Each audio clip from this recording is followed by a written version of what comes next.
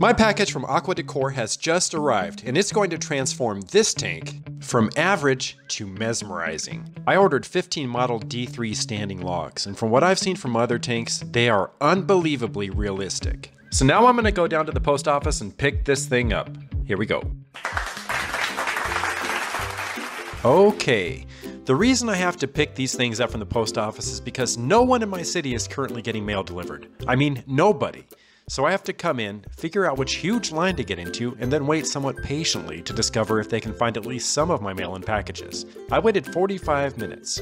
Could be worse, I suppose. So here's the boring stuff, and here is what I came for. My treasure. Anyway, on my way home to finally see these standing logs in person. First off, I have to say that I'm quite impressed at how well this box was packaged. Very well done, but I wouldn't expect anything less for over $500. How much did you say these things cost? Over $500, Will Smith. And it's shipping all the way from Serbia. Yeah, you heard me, Serbia. And look, they even posted a note on the side imploring customs officers to refrain from destroying it. Nice. And finally, here they are, all 15 of them. I can already say that I am so happy that they aren't all in straight lines. Some of them have bends in them and other built-in imperfections that make them look more natural.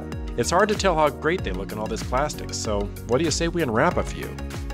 They're wrapped individually to protect them from rubbing against each other during shipment, and I must tell you that they feel a little heavier, more substantial than I expected. Oh, and speaking of expectations, I do expect that if you're enjoying this video so far, you might want to support this channel and consider liking and subscribing.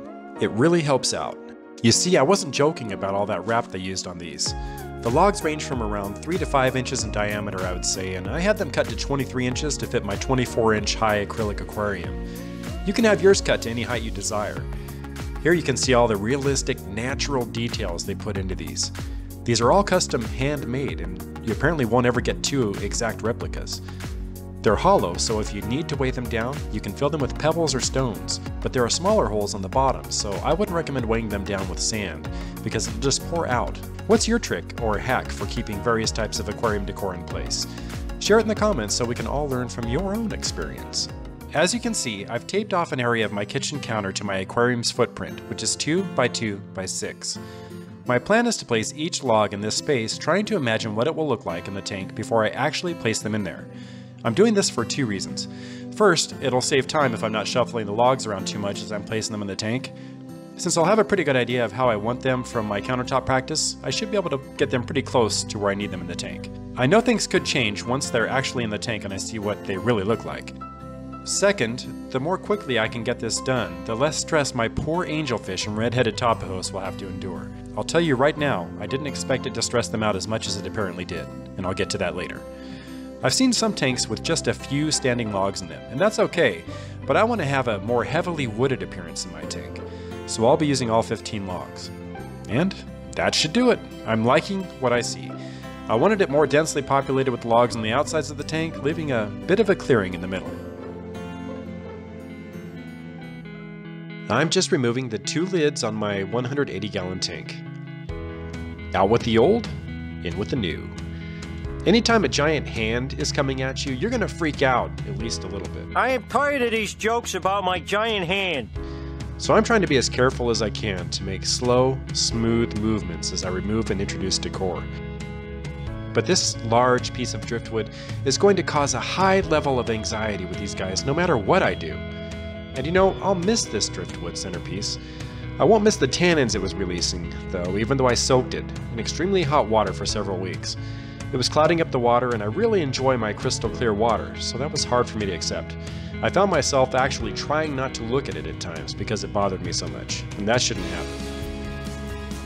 The tank sand was dirtier than I expected. Best not to neglect your gravel vac day. The rubber connectors on the FX6 intake and output always get a white film on them after a time, so I'll use my aquarium use only bristle brush and scrub them down when they need it. Looks much better. And now we're ready.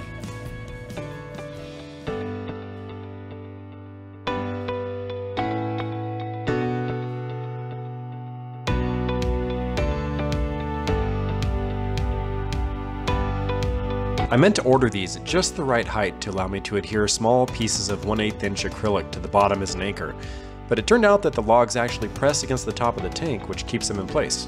Must have been off a little in my measurement, but it really worked out. Some of the bad news about this disturbance in the tank. All the commotion really stressed one of my black veil angelfish out. And even with stress guard added to the water and reducing the current in the tank, he didn't make it. Everyone else is completely fine and healthy, so that's good news. I'm going to show you the finished product in a bit, and I would love for you to comment on your thoughts about this new decor. I'm thinking about adding some moss to the rocks also to give it a pop of color. What do you think?